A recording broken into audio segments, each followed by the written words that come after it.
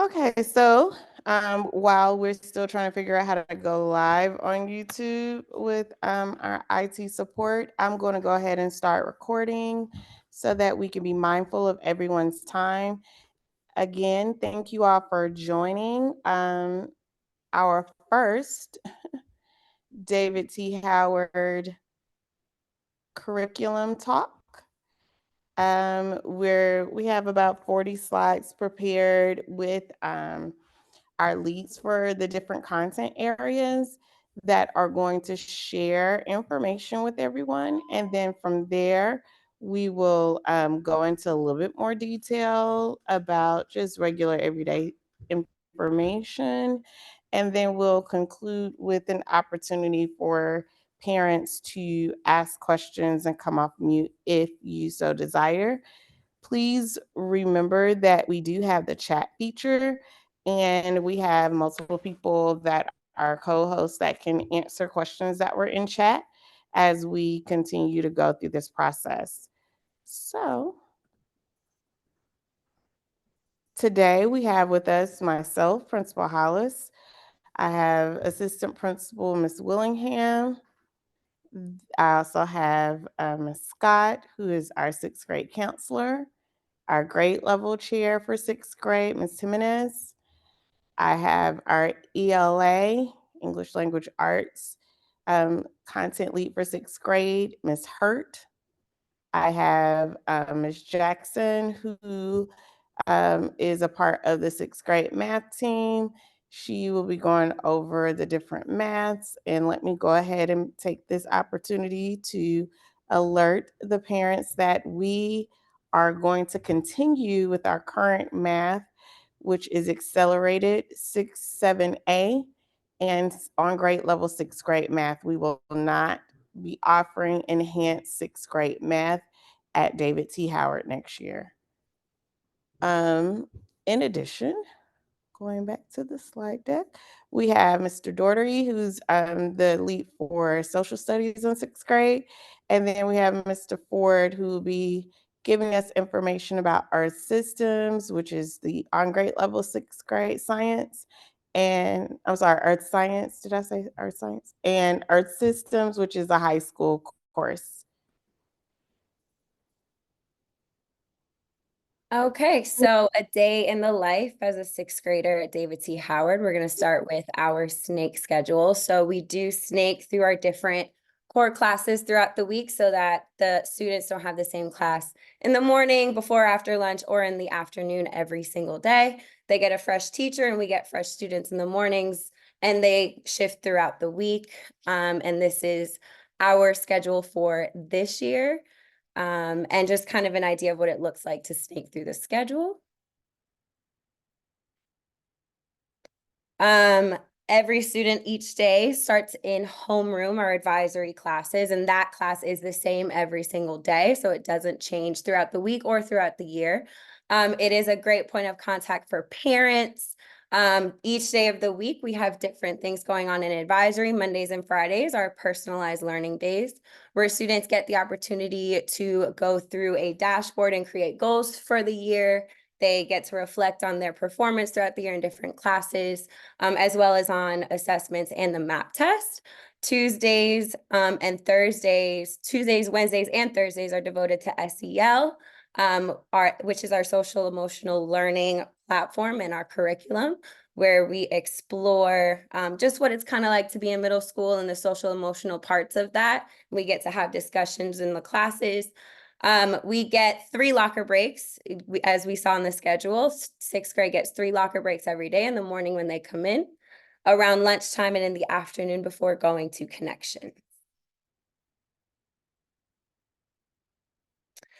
We definitely want to add students to start advocating for themselves when they get to sixth grade. We understand the transition may be difficult, both for students and especially parents.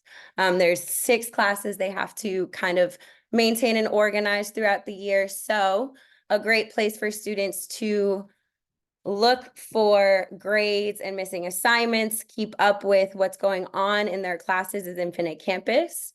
There are a lot more resources than just Infinite Campus and the email addresses that students have access to in my backpack. And we do a really good job of introducing students to all these platforms at the beginning and throughout sixth grade year. But students do have access to an email address that we would like them to use to email their teachers questions or anything regarding assignments throughout the year.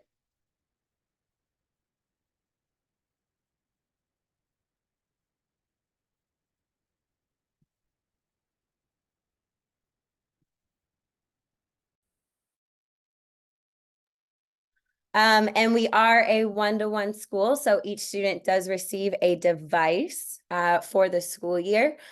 We believe that combining technology and traditional practices is best practice. So we definitely want students to maintain their devices, take care of their devices. They do receive a device and a charger that we would like them to bring charged every single day to school. Teachers incorporate technology and traditional practices throughout the year and throughout the different lessons. So we want to make sure students have access to all of the different ways that teachers use their devices and that they are able to use their devices as resources. And students are able to take their devices home to do assignments and have access to all the resources that they do have at school as well.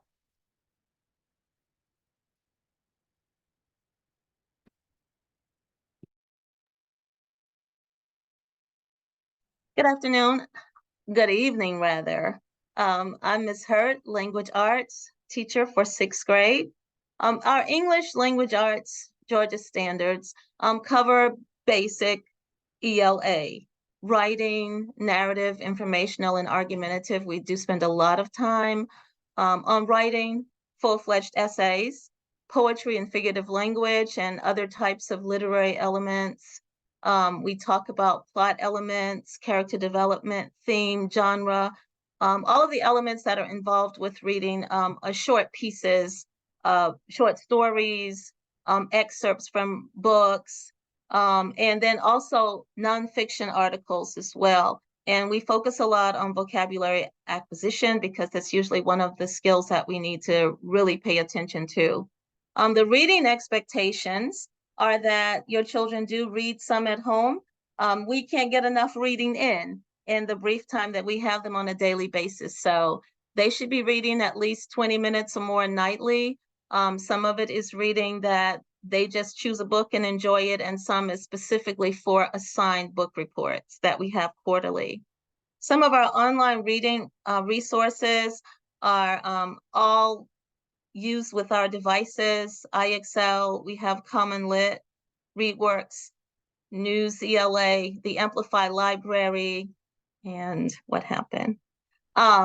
So most of those complement Amplify, the program that we have as our official curriculum.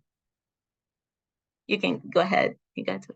All right. So the assessments, which are important to know, we have formative assessments throughout. As I said, we use an Amplify curriculum, and there's solos at the end of each chapter, and they do cover some of the standards that have been addressed in each unit. We have in-lesson reading activities, and we also have writing prompts embedded. So there's a writing prompt that is connected to the reading assignments that we have. Some of them are short constructed responses, and some are long essays, and they are all in line with what is expected in writing on the Georgia milestones. Our summative assessments, we use RightScore, which is a system that is from APS, and every assessment that we have that is for our narrative, informational, and argumentative writing goes through that process now. This is something that was just started this year, and it's a uniform assessment that everyone takes, and I think all of the middle schools in APS. The unit reading assessments are directly from Amplify, and they are they are fed to us through the Phoenix program, which is another new a new source that we use this year. And then, of course, we have the MAP growth testing, which is done quarterly. And this just gives us a bird's eye view of what it is that students have done in a certain quarter. And you will receive information about student growth from quarter to quarter as we do these MAP tests.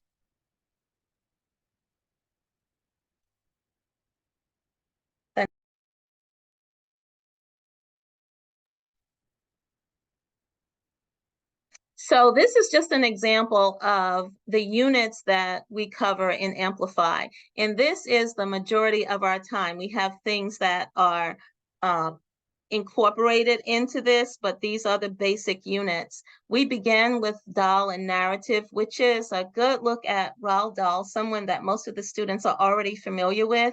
And we look through the lens of narrative writing. We look at some excerpts from Roald Dahl's first person memoirs, and then we have children actually mimic that by writing some memoirs of their own or pieces of memoirs of their own. The main focus is on characterization. They do a lot of introductory writing in that unit. The next one, mysteries and investigations. This is actually the one that we're on now, and it's probably the one that's most dense. And we talk about mystery. So medical and criminal mystery, it focuses on yellow fever and how yellow fever started in the United States, and how most doctors, as inefficient as they were at the time, rushed to find what the cause was, how it was being transmitted. So the whole section does go through how evidence is found, how evidence is used, and what we can do to support once we have evidence. And children just follow the pace of the investigation. These children have the unique experience of being exposed to a pandemic. And one of the things that we used as a draw this year was, you actually experienced a pandemic. You know what it's like. You know what people experienced in the 1800s when they were full-fledged in a pandemic with yellow fever. So the other one, chocolate collection, we've done. We talk about in chocolate, how chocolate is created. They get to taste chocolate. They get to do different fun experiments with chocolate. But they also hear the flip side, and that's how chocolate is produced and manufactured in other countries, and the price that some people pay for the chocolate that we enjoy. So that's where we spend a lot of time on our argumentative writing. Is it fair to eat chocolate? We also have a Greeks unit, and most of the students are familiar with Greek mythology. We focus on specific gods and goddesses. And again, there's an argumentative lead. Should we have fire? Should regular people have fire, or should they not have fire? And we do a lot of analysis of characters and themes that go through mythology. And they do write about different texts and compare and contrast different characters in that unit. The Summer of the Mariposas, it's about a hero's journey. We explain what a hero's journey is, and then we use examples of that type of writing, and have the students trace the characters' hero's journey in other stories that they've read, in other stories. Like if they have a book report that has a hero's journey structure in it, then they know because they've already been exposed to that. Okay, let's finish the next one. Then, oh, was that it? Oh, shorter than I thought. Okay, thank you. Hello, I'm Ms. Jackson. I am doing math and accelerated math also. I want to see how things add up in the world. I want to encourage equality. I just want to make a difference. Do y'all notice what those are? That's not funny? Okay, you can keep going. I see you. All right, so these are prerequisites that your student would need to come in with in order to have a successful sixth grade math year. So we have your multiplication and division facts. That's up to 12 times 12. We need to know all four operations of multi-digit whole numbers. So those your subtraction, addition, division, and multiplication, and those are multi-digits, so more than two-digit numbers. Well, more than one-digit numbers. General fraction understanding. So you need to find equivalent fractions, understand what fractions are in terms of operation and how we use them.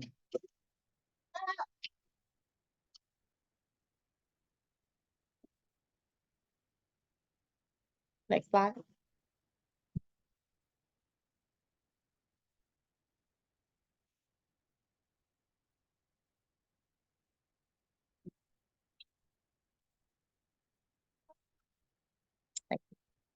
So these are some of the units that are, these are all of the units covered in sixth grade math. We have a statistics unit. It talks about, give them a little bit of information on data sets and how we view numbers and what those numbers actually mean in real world scenarios. We have making connections through number systems. So you are making sure that we understand number system fluencies and how they connect to real world. We will also dive into investigating rate, ratios, and proportional relationships. So again, this is where some of the we'll go into this. Give me 2 seconds. You have building a conceptual understanding of expressions. So they get to work with one-step expressions in the next unit, and they get to work with inequalities. So we are understanding expressions first, and we are expanding on that information by going into one-step equations from there and inequalities. After that, we get a little bit of area and volume, a little bit of geometry in. And after that, we're going to do rational exploration. That's numbers and their opposites.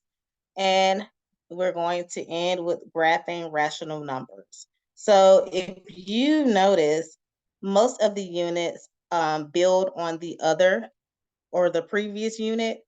So coming in with some of those standards that I listed before are really important.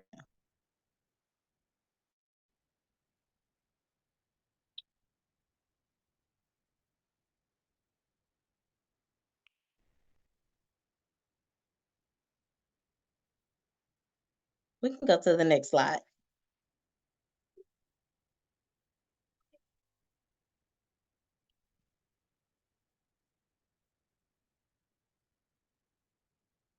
So this is accelerated math here. I want you to notice the asterisk on the side here. The 3 stars, they are going to be those units that extend to the 7th grade standards. We're going to start with real life phenomena through statistics. So this is very similar to the 6th grade math standard. You have your making relevant connections through number system fluency again. And you have your investigation with rates, ratios, and proportional relationships. This also extends to the 7th grade standard, so they'll see it again. Building a conceptual understanding of expressions, exploring real-life phenomena through one-step equations and inequalities, exploring area and volume, rational exploration with the numbers and their opposites, and graphing rational numbers. So you may be saying, hey, that's the same slide from before. With accelerated math, it's going to go in depth a little bit more and at, of course, an accelerated pace. So they will go over 6th grade and 7th grade standards. Criteria for class placements are determined at the district level.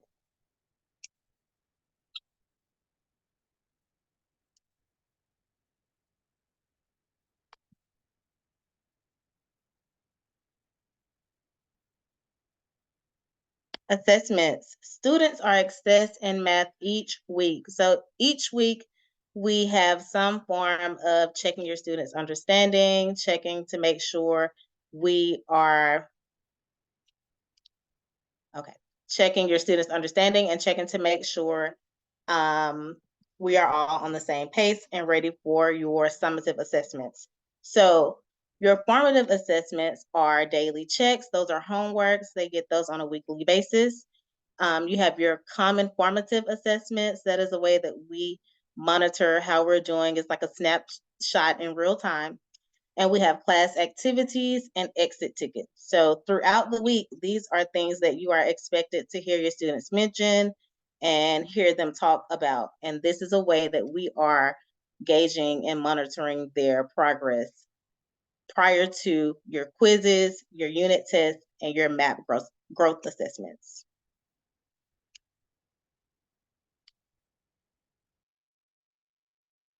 Hey everyone, I'm Patrick Doherty. I'm one of the social studies teachers, and I'm going to tell you all about 6th grade social studies.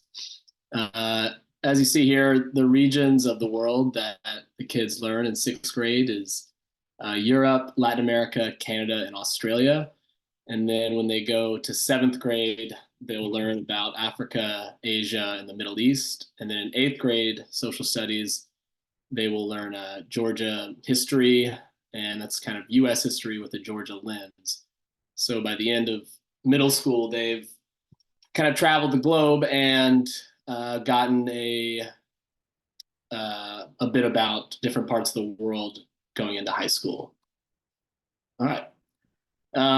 So the social studies subject is broken into these 4 domains, and we always break up those different regions that they learn about into these different domains week by week. So we always start with geography, and then we'll move into history, government, and then economics. And as we teach them about, maybe the geography of Canada and the history of Canada and the government of Canada and so on, we're also introducing them to skills that they're learning as they relate to these different domains. So skills like how to analyze cause and effect in history, or in economics, how to, like we have a personal finance week where they learn how to, make a budget, or skills in government about, how to assess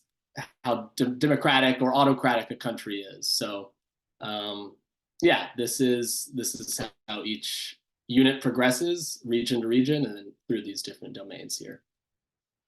So here you have, this is the year pretty much at a glance. Each of these phrases is a week.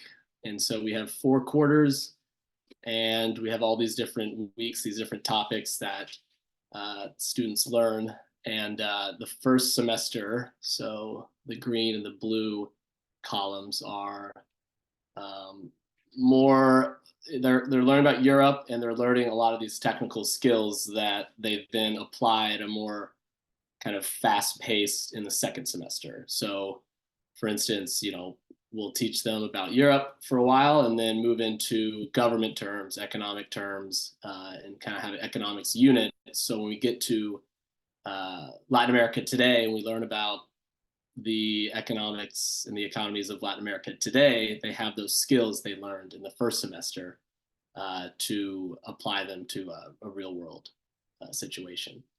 Throughout the year, the students read 4 books. So we read War Horse. We just finished reading a novel called Caminar that's about the Guatemalan Civil War. It's told in verse, so it's poetry. And then soon we're going to be reading a graphic novel called A Girl Called Echo, about Canada and about Indigenous identity in Canada. And then we end the year, the last couple of weeks, reading Malala Yousafzai's memoir to kind of lead into next year and more of the subjects they'll be learning next year in 7th grade.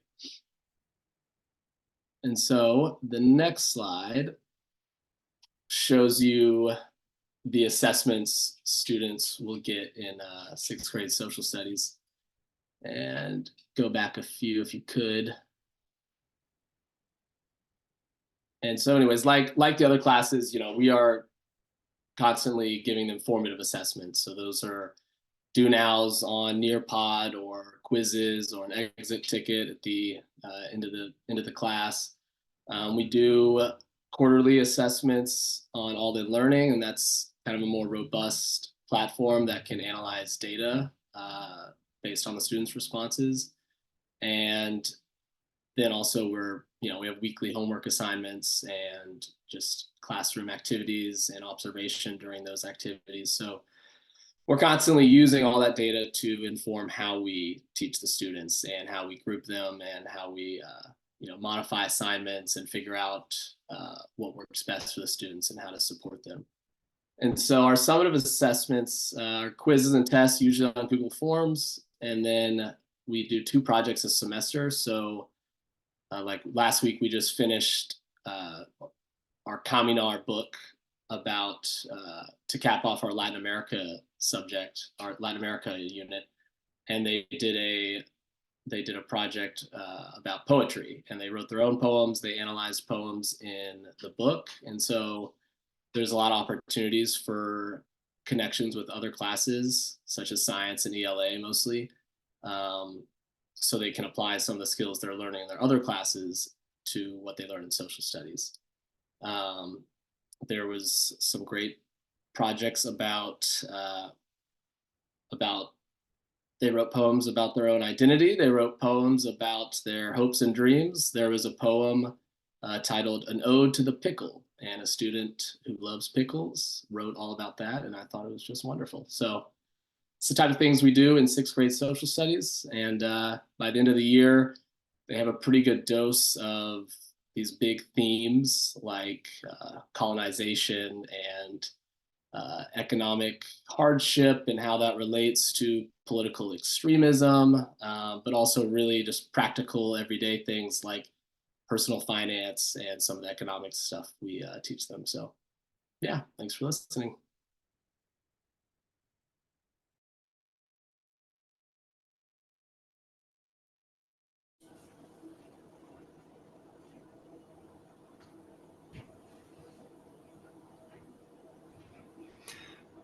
Hey everybody, I'm Spence Ford. I will be speaking about the 2 offerings that we have in science, which is something very new.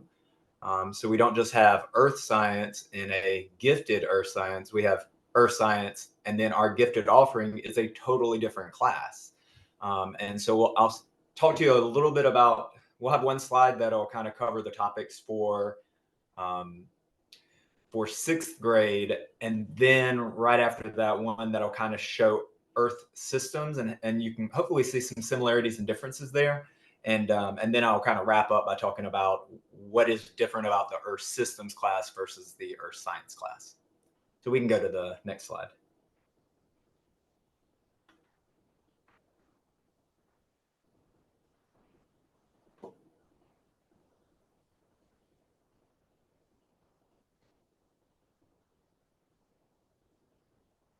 I'm not seeing anything on the next slide yet. Okay, so there's a lot going on here on this one, but you can see the main topics here are very similar to what they saw in 3rd, 4th, and 5th grade. So a lot of times in Earth Science, which is this slide right here, they'll tell me a lot of times, oh, we remember this from 3rd grade, or we remember covering this in 5th grade.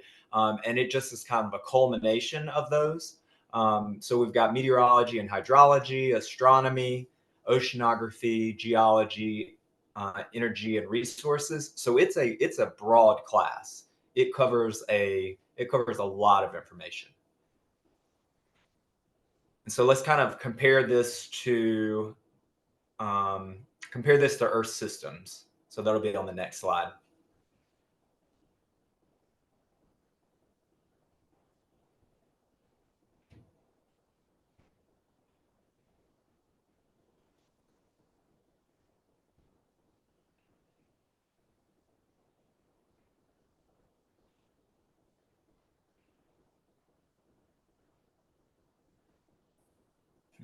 So you can see with the red here in the smaller print, it's a lot of the same things that we covered in earth science in 6th grade, but because this is a high school course, it kind of, the assumption is that not only are students coming in understanding what they pulled in from elementary school, they're also have to have kind of a basic understanding of life science and physical science from 8th grade as well. And so the topics, they're about the same, but instead of talking about weather, we're talking about climatic processes. Instead of talking about just weathering and erosion, we're talking about the processes that are tied into that tie the geology with some of the life science and some of the physical science properties. And then we throw in some chemistry as well. And you can see kind of from the headings, a lot in the descriptions. And I know for some of you probably can't see those, but I know y'all get a copy of this as well. So you can kind of go back and look at them a little bit more in depth. But there is a lot, you go a lot deeper into the topics and you move a good bit faster. So the earth science itself, that's going to be our traditional, that's what, if you've had any kids who've come through the system before, that's the traditional 6th grade class that they're used to. And then we're adding concepts of 7th and 8th grade into the earth systems class. So we can go back to the one right before this, so we can just kind of look at the testing, because it's very similar to what you saw, what you've already heard with the other classes. Formative is very similar. The do nows and exit tickets. We use quizzes, bookets, Kahoots, Google Forms. I didn't have that one in there, but we use that as well. Then we have our CFAs, and then just daily observations and activities to kind of get that formal assessment. And then our summatives, very similar to all the other classes, quizzes and tests. Sometimes we use formative, sometimes we use Edge Elastic. We'll have unit projects and labs. There'll be more in-depth unit projects and labs in our systems, but there would definitely be some as well in earth science. We have final exams, but we don't have milestones. And I know that Mr. Doherty didn't mention that, but in science and social studies, we don't have end of the year milestones. That's just covered in ELA and math. Yeah, and then we can go to that last slide, because I know probably a lot of parents are wondering, since this is the first year, like what makes them different? And I tried to mention a couple of things already. But a key here to know is that the Earth Systems is a high school class. They have two separate sets of standards. Like if you go to the Department of Education, they're two totally different standards sets. So it's a high school class. So it assumes that they know elementary prerequisite science concepts, as well as 6th, 7th, and 8th grade concepts going into the class. As something that's new here is that upon the completion of the class, they do earn a high school science elective credit. So that's not a science credit, high school science credit, but a science elective credit. But that is one credit that they already have under their belt kind of going in to high school. Same thing happens in 8th grade. So there's a chance to earn 2 elective credits going into high school. It is more challenging. There is more work. There is more rigor to this class, to the Earth Systems class. This is something that was kind of a shock to a lot of students and parents coming in, I think, and that is that science fair is mandatory for all students in Earth Systems. It's optional in Earth Science, at least at this point, but it is mandatory for all students. And we start like in the first week or two when we go back to school.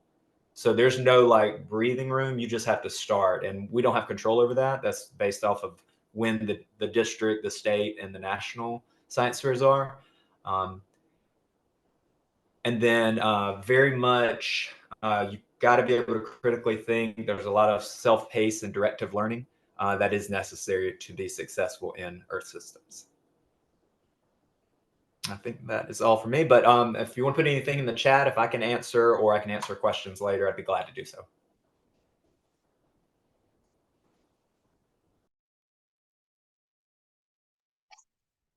All right, thank you, sixth grade team.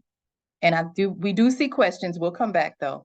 And I had a few questions about gifted, so I will go ahead and tackle this.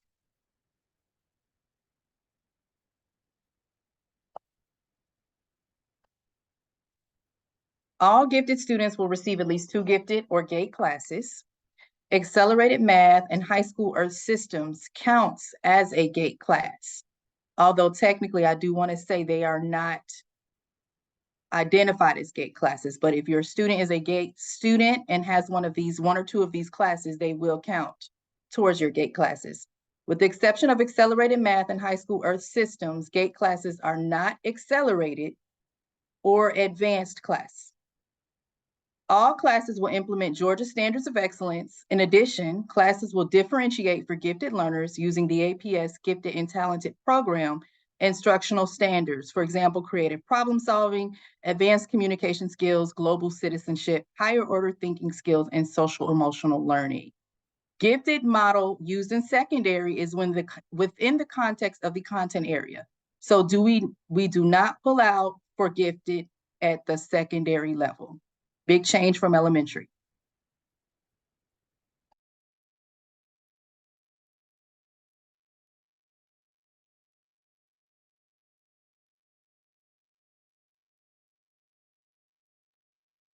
We want our students to be successful, so we definitely offer student support.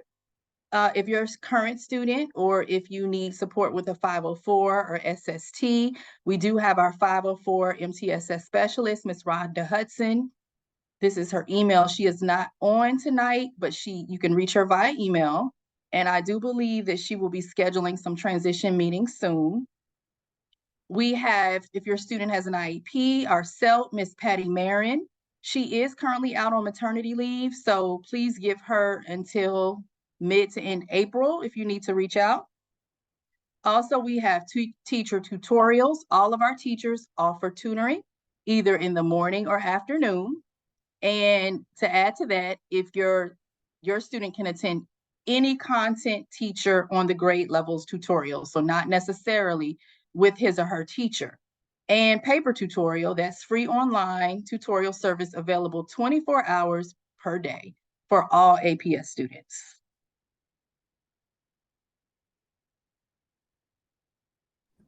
So we're going to pause at this time to see if we have any questions before we go into the connections slides. If you have any questions for our core teachers, or Ms. Willingham, if you wanted to answer any of the questions that's been coming up in chat.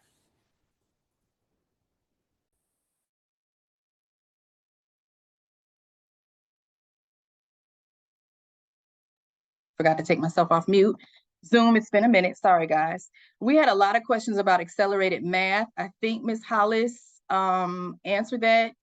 The criteria is established by the district. I don't believe we have received that score information quite yet, but it is based on math. We have. I don't want to misquote. Okay. So we can definitely add that to the slide deck after this meeting ends, so that I'm not delaying it. Okay. I want to say, I don't want to misquote. Okay. So that information is coming soon. However, it is contingent upon current teacher recommendation, the current grade, and math scores for accelerated. How do decisions about student placement accelerated math in high school science class? Will we do a second? The high school science class is similar to the accelerated math criteria, except when you do the parent permission slip, they are agreeing to the science fair. Mr. Ford, am I correct in that? But you have to be reading on or above grade level, which is going to be determined using the RIT score from your math from 5th grade, and teacher recommendation, and the parent permission. And when we say teacher recommendation, we are not asking for a teacher recommendation letter. they are filling out criteria to evaluate whether or not the student is ready to move into those spaces. So do not use that as an opportunity to berate the elementary teachers to complete these. They naturally complete these, and we use the data to make a determination from there. All right. I see a question about second look. Yes, we will do a second look after fall map. And yes, that will more than likely mean shifting students after they qualify. At least that has been the trend these past few years. Hollis, can you take this one? Is Earth Systems placement also based on math, teacher evaluation, and parent permission? Yes, that's what I just said. It is. And I do also want to say about the second look, that is dependent on the administration that we will have in the fall, because those are practices that have happened in the past. I cannot guarantee that those are practices that will be continuing to happen in the future. So from past experiences, we have had second looks using that fall map data to make determinations. And then we have Ms. Scott would be your point of contact for making those schedule changes. So you'll get very comfortable with Ms. Scott in the back and forth with that. But it is seamless for sixth grade because it would just be whether or not that RIT score for MAP is high enough to warrant that shift. But that has been what has been done in the past. Again, we cannot guarantee that is what is going to be the practice in the future. I do see a question that states if a child qualifies for accelerated math and high school science, will the workload be too much with activities? I think that is just a question that parents and students would have to really look at. Depends on how many activities and your child. If they get into both, can we opt out of one? Yes, you can. And that's why the parent permission slip is so important. Again, high school Earth Systems is not a class or a course that's taken at Midtown High School. I actually have not heard of that course being a course that's taken in any Atlanta Public Schools high school, although it does count as a high school course according to the state of Georgia. So I do not want to persuade parents one way or another. That is a decision that has to be made with, the family unit. And you can always ask more probing questions to determine if that's something that's needed. But I think that is something that, again, like Ms. Willingham said, the family unit is going to have to make that determination. Do you have to go into accelerated right now? No. There'll be opportunities to accelerate throughout the matriculation through secondary. When we say secondary, it means 6 through 12. Not going into accelerated math in sixth grade does not mean that you're not going to get to calculus by the time you get to high school. There are many entry points into accelerating your mathematics, and right now might not be the entry point that you and your family determine. I think that when you ask that question, it's such a great question because you really need to think about the student as a whole child, because there are a lot of things that are going to change for your child between now and May of next year. So hormonally, emotionally, socially, there are a lot of changes that a middle school student goes through. And so when you're making these determinations, please take those things into consideration. It is not about how many gate gifted classes or accelerated classes your neighbor is in, is what's best for your individual child. All right, we've had a few questions about gifted. And I just want to clarify, especially with the last question. Are the accelerated math and Earth Systems classes for math and science the only offerings for GATE? So those are not technically GATE offerings. We do have GATE ELA. We do have GATE social studies. What that means is that if your student has an accelerated math class and GATE ELA, those are the two classes that your student would have in terms of GATE. But we do have non-GATE students in accelerated math and earth systems. So they aren't technically GATE classes, but they will count as GATE classes if you have a gifted student and they take those classes. I hope that clarifies. And Do you let want me to also anything, add Ms. the Holly? caveat that they have to meet the criteria to get in. So if you're GATE and you don't meet the criteria, that is not going to get you entry just because you're gifted GATE.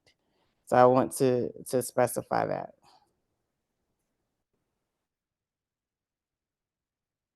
And I had an earlier question about gifted classes. If I'm recalling correctly, the question was, will other gifted students be in the gifted class? And the answer is yes, because all of those students would also need that gifted class as well for their course. But it does not mean that your student will be in all gifted classes with only gifted students. So I hope that clarifies that question. And let me add one more thing to the qualifications that I forgot. So I did pull up, and we hope to add the link to these identifying markers, but a RIT score of a 227 or higher and an average in 5th grade, I guess, coursework or assessment work of an 85 or higher. And that would be for math.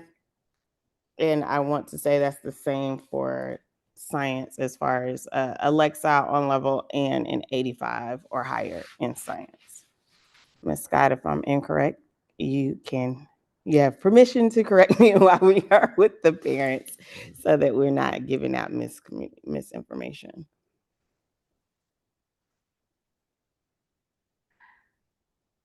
All right, so we'll continue on, Ms. Willingham, to connections classes. All right, connections.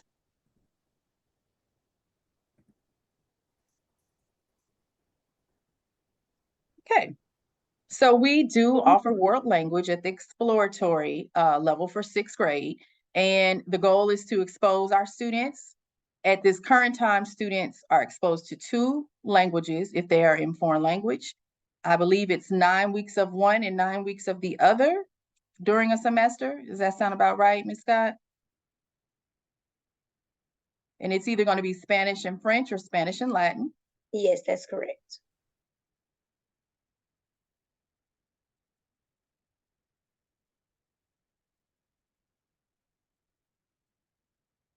Next slide. Within our visual arts program, we have art, photography, sketching, and creative and critical thought, building of individual expressive confidence. That's part of our visual art program with Ms. Lebo.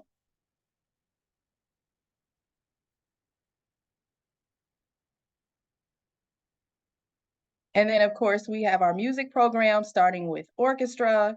Orchestra is divided into beginning, intermediate, and advanced. We have 2 performing orchestras, which is our concert and chamber, and we perform on instruments from the core string instrument family. And I just want to reiterate that our orchestra or all of our music programs are very involved, and they do require a year-long commitment.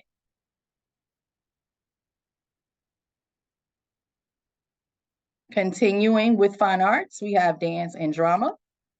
Dance and drama is a combination of the 2. Students engage in creative exploration, and they showcase this at the end of the semester with a program. They learn about dance routines, choreography techniques, dance critiques, collaboration with peers and other dance professionals, elements of theater and drama, and theater techniques, for example, stage direction and lighting.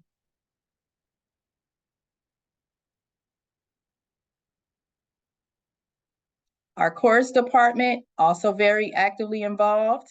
It is a commitment, a year-long commitment, should your student choose to be a part of the chorus program. This is hard to see. So I'm just going to say that, again, if you choose to be in chorus, your student will have chorus every other day for the year, and they are involved in several different competitions. All of our music programs go to LGPE, and they actually do very well. So please, if you are selecting one of our music programs, we cannot stress enough that it is a commitment. So please make sure that your student wants to be a part of the program. Finally, we have our band. Again, it's a year-long experience. You can come in as a new band member, so no experience necessary. Instruments: flute, oboe, clarinet, sax, trumpet, trombone, baritone, tuba, and percussion. They have a lot of performance opportunities, perform a variety of music, learn lifelong skills, and private lessons are encouraged.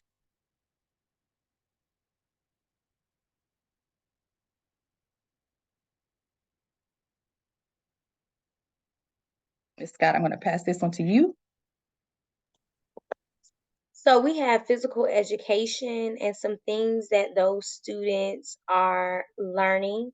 They'll do different sports activities. They're going to learn about the importance of being active, and just making sure that they are staying physical throughout their time.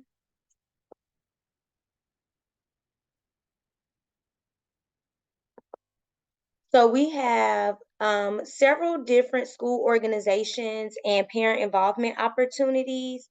We have our Go Team, we have our PTO, boosters, and also our foundations. We'll provide this slide so that you can see what they do. I know just with our feeder schools, we have, you all are very familiar with these organizations as well. So we always like to encourage our parents to sign up for these different opportunities.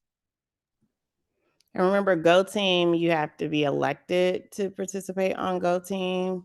And then PTO, which is different from PTA, but PTO, the elections will happen in May to join the board for PTO, and Foundations is starting their selection process now. Boosters is a subsidiary of PTO.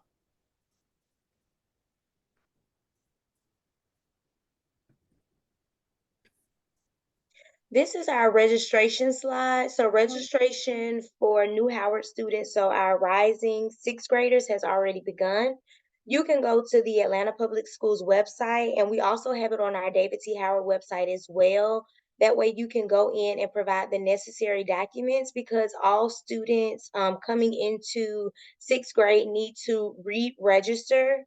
So that opened up March 1st, and applications are being approved daily. Also, we have an event coming up, our Fun on the Field, April 26th. Our registrar, Ms. Tracy Walton, will be there. So you also can, if you have any questions or need assistance with registration, she'll be there to assist with that during that time as well. If you are coming from outside of Atlanta Public Schools, or your student attend a charter school, registration opens for you all during on May 25th, so the last day of school. Our PTO president is online. Allison, if you can unmute, we'll go back to that slide so that you can give a parental perspective on our parent organizations, and then we'll open up to any final questions that we may have. Can you guys hear me? No. Yes.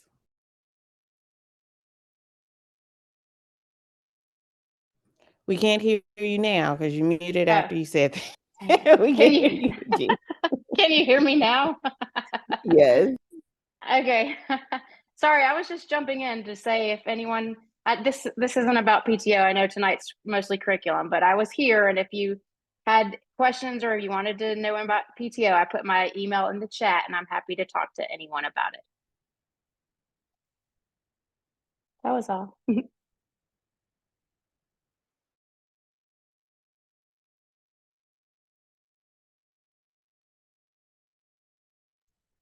So going back to some of the events that we have coming up, we have our Fun on the Field. That is April 26th, and it's going to be from 5 to 7 p.m. It'll be at Howard on our field. We'll have different activities. We'll have someone there to talk about some of the clubs that we offer. And then again, we will have our registrar there as well. You can scan, which is a flyer that you all probably have seen numerous times at this point, with the remaining activities, principals coffees, all of those things that we'll be holding for the remainder of the year. And then we also have our summer bridge program, and this is just a program during the summer. It is half day for the 2 days listed, July 17th and 18th. And this is where the students are able to meet other students from all of our feeder schools. We go over different important transition techniques, different things that they'll learn. We go over lockers, we go through the schedule with them again. We talk about the snake schedule. They'll do team building activities. It's just some things to kind of get them acclimated and show them around the school building. So that link is also open. You can scan that QR code and you can sign up your student if that's something that you would like for them to participate in. Well, that concludes our presentation. Thank you to the teachers that stayed on and, of course, are answering the questions in the chat. Again, if we have any questions, please feel free to either unmute or put them in the chat. We'll stay on for another 14 minutes just to answer these questions. But this does conclude the formal curriculum drive. Thank you all for coming out. We're so excited to have your students to join David T. Howard and become a RAM in August.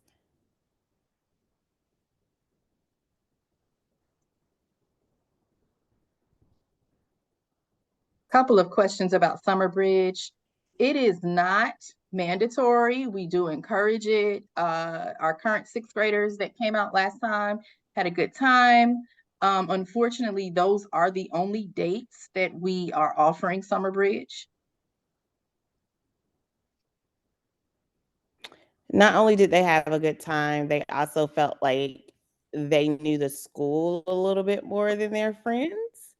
So that was exciting to them because they could get around, they knew the teachers, they knew where their locker was and how to open a locker. So we have to always remember that we are combining 5 schools into one. And so because of that, any opportunity that we have to merge those entities prior to the first day to make it a more unified school, we really encourage parents to consider that. Remember, when they're in classes, our teams are diverse. They are not traveling in a cohort anymore. So any opportunity that you have for your student to meet another student from another school so that they can have friends, because that's what middle school is about, trying to figure out how to make a friend. Elementary, everybody in the class is my friend. In middle school, that's when they start being more selective about friends. So any opportunity that we give them to mingle and figure out likes and dislikes so that they can get with the right group, that is an opportunity for success. Building those relationships helps this environment to be more meaningful. Remember, they only have 3 years with us, so we have to build those relationships quickly in order for them to find this time as being valuable. Do we have any other questions?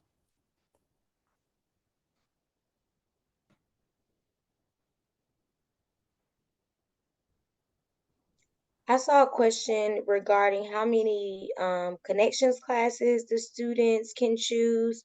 So the students will be able to choose 4 connections classes. The students take 2 connections classes per semester, unless you are in one of our year-long classes. If your student opts to be in a year-long class, you will select 3 because you'll take that one for both semesters.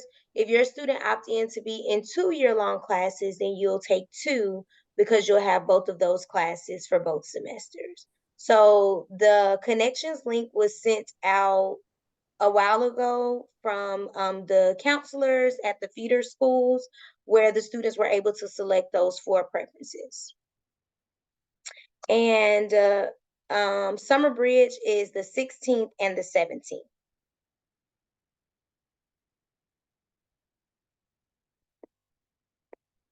I went ahead and corrected that in the PowerPoint.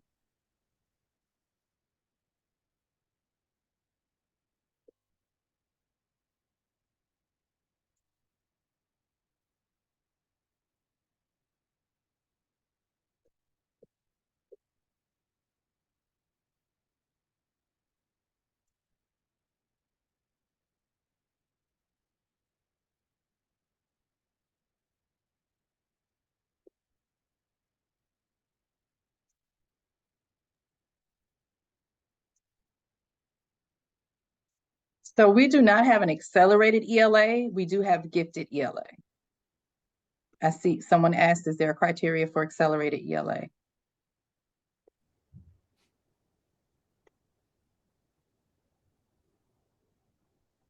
Someone asked, will these recording be emailed or placed somewhere? Ms. Hollis, correct me. I think it will be on our YouTube channel. The recording is already on the YouTube channel. I'm not sure at what point in time it started recording because we had the, technical difficulties at the beginning, but it is already on the YouTube channel. And I will add the full video from when we started recording, when we started speaking. It will also be on the YouTube channel. If you are not subscribed to the David T. Howard YouTube channel, please subscribe to the David T. Howard YouTube channel. You will also get all of the previous recordings. For example, the lunch and learn we did to go over how to use Schoology, because that'll be a new adjustment for parents. And just different things that we've done over the course of the year. And the slide deck is already on the Rising Rams page, which is under Rams Life on the website. And the correction that was made for the Summer Bridge dates would automatically update there. Yes, so the form may have the wrong dates for Summer Bridge. We I do corrected apologize for that. We had to find out when new teacher orientation was, and we were trying to get the information out as soon as possible. So we had to adjust dates based on when our new teachers will be coming to the school.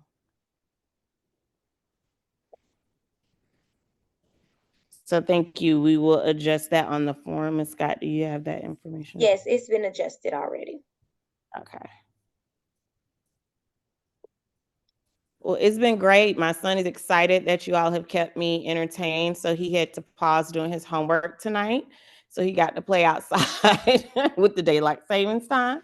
So if we don't have any further questions, then we can conclude. The dance and theater, they are separate. They're on the same day with the same instructor. So what we do, we try to allow that instructor to have flexibility. Everybody in there does not want to do the creative movement, but we do have performances. And at any performance, you need other pieces. You need people that are stagehands. And if you've been in the cluster for long, then you know that Midtown High School has a very strong musical theater and productions pathway. And so that kind of gets them started into that space.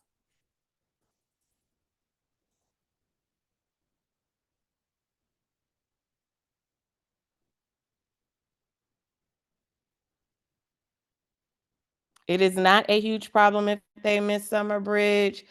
we go over that. I don't know, Ms. Jimenez, if you want to talk about that. We go over those, some same things when they get there the first week of school. Everybody can't come, and we're aware of that. But, we try to make people more comfortable. Some people are a little anxious. So having that opportunity to start walking around the building, meet someone new, it kind of calms the waters. So Ms. Jimenez, you want to talk about that? Sure. It's definitely encouraged because sixth grade is a totally different environment. It's a huge school, a lot of different classes, a lot of places to get to. And so having not only a teacher that you're comfortable with, that you've seen before, that you can ask questions to, but other students that you can lean on is really great. I definitely encourage if, your child is anxious about the transition, definitely try to get to Summer Bridge because it's a great place where we've seen students grow in just 2 mornings and feel a lot more confident coming into the school, and in fact felt like leaders coming into the school. And so it's a really great opportunity, especially if your child is feeling a little uneasy with the transition.